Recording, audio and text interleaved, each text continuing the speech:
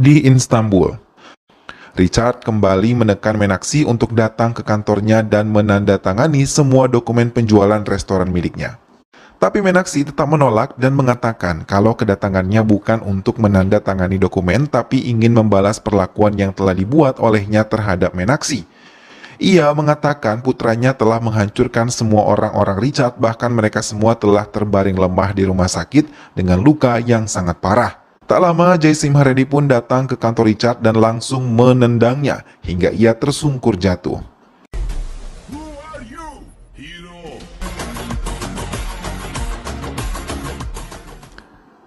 Jaisimha yang sedikit tertarik akhirnya tertantang untuk bisa menaklukkan hati Isa. Isa yang tertarik pada Jaisimha mulai menceritakan pada ayahnya dan memintanya untuk mengundang Jai datang ke kediamannya. Jaisimha menceritakan pada ibunya dan saat Jaisimha menyinggung ayahnya, Meenakshi terdiam dan mengatakan hal yang sebenarnya. Ia mulai menceritakan kalau nama ayahnya sebenarnya adalah Verasimha Reddy. Ia seorang yang selalu menyempatkan diri untuk berdoa di kuil. Saat itu tengah diadakan 300 pernikahan dari 30 desa. Semua berkumpul bersama termasuk Verasimha yang datang ke acara tersebut. Bahkan, ia yang diminta membuka acara tersebut.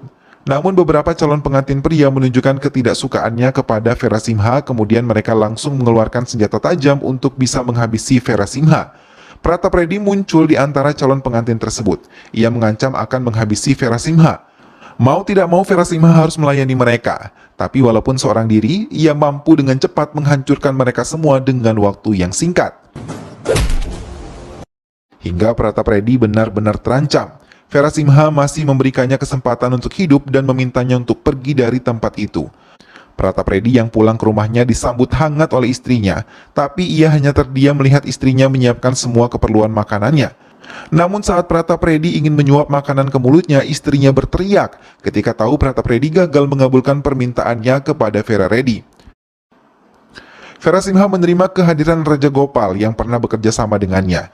Ia menceritakan kesulitan yang ia terima saat ini. Sejak ada Bakula Pedi Reddy menjadi menteri di daerahnya, ia meminta 60% keuntungan pabrik Raja Gopal untuknya, atau mereka dipaksa untuk menjual pabriknya kepada pihak mereka. Tidak hanya itu, mereka juga mengancam para pekerja pabrik. Mereka juga memutuskan saluran air dan mendirikan pabrik lain di sekitar pabrik Raja Gopal hingga mendapatkan investor asing. Verasimha pun berjanji akan membantu Raja Gopal menyelesaikan masalah tersebut. Semua orang-orang menteri ketakutan melihat Verasimha datang dan mendekat ke arah mereka. Hingga salah satu anak buah menteri memberanikan diri untuk menyerangnya. Tapi satu tendangan sudah membuatnya mental dan ketakutan benar-benar menjalar. Hingga saat ada Bakula datang bersama Pratap Reddy merasa terkejut ketika melihat semua anak buahnya tergantung di pintu masuk lahan pabriknya. Tapi hal tersebut terlambat saat mereka ingin melarikan diri. Verasimha langsung mendekati mereka dan mengancam mereka untuk tidak lagi mengganggu pabrik Raja Gopal. Ada Bakula mulai menyusun rencana baru untuk bisa menghabisi Verasimha. Mereka meminta untuk memanggilnya ke kantor. Verasimha menerima panggilan tersebut. Verasimha duduk di tempatnya merasa takut dengan ancaman yang diberikan oleh menteri untuknya. Bahkan dengan berani ia mematahkan alasan pembangunan pabrik menteri.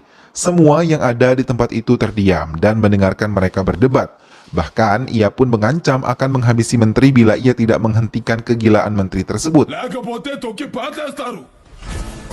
Tapi ia menyusun rencana lain pada saat Verasimha ingin pergi ke Bangalore. Namun saat Verasimha ingin pergi, telepon berdering. Verasimha mengangkat telepon tersebut dan terkejut ketika mendengar suara Meenakshi yang memintanya untuk datang ke Istanbul. Verasimha mengiyakan dan membatalkan kepergiannya ke Bangalore dan memilih pergi ke Turki. Meenakshi yang telah menunggunya di bandara langsung terkejut ketika melihat putranya Jaisimha. Meenakshi mengiyakan kalau Jai adalah putra mereka. Ketiganya berjalan keluar bandara dan mendatangi kediaman Meenakshi. Dalam kesempatan itu, Meenakshi dan Verasimha berbincang dan saling meminta maaf untuk kesalahan yang pernah sama-sama mereka perbuat. Verasimha pun datang ke kediaman Isa untuk membicarakan pernikahan putranya. Isa sangat bahagia ketika tahu kedua orang tua mereka setuju untuk menikah, tapi tidak dengan ayah Isa. Ia menyembunyikan sesuatu dari keluarganya. Ia mengingat kalau Verasimha adalah orang yang mengacaukan pembangunan pabrik baru di daerah Sema. Bahkan ia yang sangat marah karena ia merupakan investor yang menggelontorkan dananya 500 crore untuk pembangunan pabrik tersebut. Dengan kesal, ia langsung menelpon Pratap Reddy untuk menagih janjinya menghabisi Verasimha. Ia menceritakan kalau Vera Simha ada di Istanbul dan mengatakan kebenaran pernikahan antara putranya dan juga putrinya. Mendengar hal itu, istri Pratap Reddy sangat kesal dan mencari cara lain untuk bisa menghabisi Vera Simha di Istanbul. Si Dapa pun menceritakan pada Vera Simha untuk berhati-hati karena orang-orang Pratap Reddy telah tahu keberadaannya. Vera Simha mengiyakan dan bersiap untuk menyambut kedatangan mereka. Polisi yang dikerahkan ayah Isa pun datang dan mencoba menangkap Vera Simha. Semua berkumpul di pusat Istanbul. Vera Simha sengaja memisahkan diri dari keluarganya untuk menghadapi mereka. Orang-orang Pratap Reddy mulai menyerang Vera Simha, tapi tanpa takut ia membalas mereka. Bahkan ia berlaku sangat kejam hingga orang-orang di sekitar merasa takut karena melihat Vera Simha. Vera Simha mengejar sisa anak buah Pratap Reddy dan menghabisinya hingga tiba-tiba ia melihat Pratap Reddy mendorong Meenakshi hingga tersungkur jatuh. Kini keduanya saling berhadapan. Tapi tiba-tiba istri Pratap Reddy turun dari mobilnya dan berlari sambil memohon untuk tidak menghabisi suaminya. Ia memohon pada Vera Simha untuk bisa mengampuni suaminya. Vera Simha pun luluh dan langsung melepaskan senjatanya. Tapi saat ia lengah, istri Pratap langsung menikamkan senjata yang ia sembunyikan dengan berulang-ulang ke perut Vera Simha. Meenakshi menangis memanggil nama Jai untuk bisa membantu ayahnya, tapi ia terlambat karena Vera Simha sudah mengeluarkan banyak darah. Bahkan ia tersenyum melihat adik perempuannya yang merupakan istri dari Pratap Reddy meninggalkan dirinya yang tengah kesakitan. Jai Simha dan Isa pun tiba, tapi ia tidak bisa mengejar paman dan bibinya yang telah melukai ayahnya. Dengan napas tersengal, ia masih bisa merokok dan meminta putranya untuk mengkremasi tubuhnya di Sema India dan meminta Jai untuk menjaga adik perempuannya. Vera Simha mengembuskan napas terakhirnya diiringi tangisan Jai dan juga Meenakshi. Tawa kemenangan pun keluar dari Pratap Reddy. Ia bangga telah menghabisi musuhnya selama 30 tahun ini. Ia berharap bisa menguasai Sema setelah Vera Simha telah tiada. Bersama dengan itu, jenazah Vera Simha ditunggu oleh penduduk Sema. Mereka semua menangis sedih karena kehilangan Vera Simha. Setelah melakukan kremasi ayahnya, Jai mencoba bertanya pada Si Dapa tentang permusuhan ayahnya dengan bibinya. Si Dapa mulai menjelaskan bagaimana mereka bisa bermusuhan. Mereka adalah saudara yang tidak sekandung, tapi Vera menganggapnya seperti adiknya sendiri. Hingga suatu saat seorang anak kecil datang untuk mengadu tentang kejahatan Ganggi Reddy yang telah menghabisi ayahnya dan melecehkan ibunya. Mendengar hal itu, Vera Simha pun langsung memberi pelajaran kepada Ganggi Reddy, juga anak buahnya. Vera Simha pun berhasil menghabisi Genggi dan ia meminta Pratap Reddy yang merupakan anak laki-laki Ganggi Reddy untuk pergi dari desa mereka. Adik perempuan Vera Simha juga tumbuh menjadi seorang gadis dewasa yang ingin segera menikah. Pratap pun berniat untuk membalas dendam dengan mendekati adik perempuannya. Vera Simha sangat mencintai Banumati walaupun bukan dari satu ibu. Banumati mencintai Sekar yang merupakan teman dekatnya, tapi Vera Simha berniat menjodohkannya dengan anak kepala desa. Banumati memberanikan diri untuk mengatakan perasaannya pada Sekar di hadapan Vera Simha. Sekar mengakui kalau ia pun mencintai Banumati. Bukan menolak, tapi ia malah mengizinkan mereka bersatu. Hingga semua berjalan dengan baik, rangkaian upacara pernikahan Banumati mulai dilakukan oleh pihak keluarga Vera Simha. Tiba-tiba kekacauan terjadi. Vera Simha yang akan mengikuti perlombaan berburu dihadang oleh anak buah Pratap Reddy. Mobil-mobil milik Vera Simha diledakkan. Sekar yang sudah menjadi bagian dari keluarga Vera Simha langsung mengajukan diri untuk menggantikan Vera Simha yang masih menghadapi Pratap Reddy.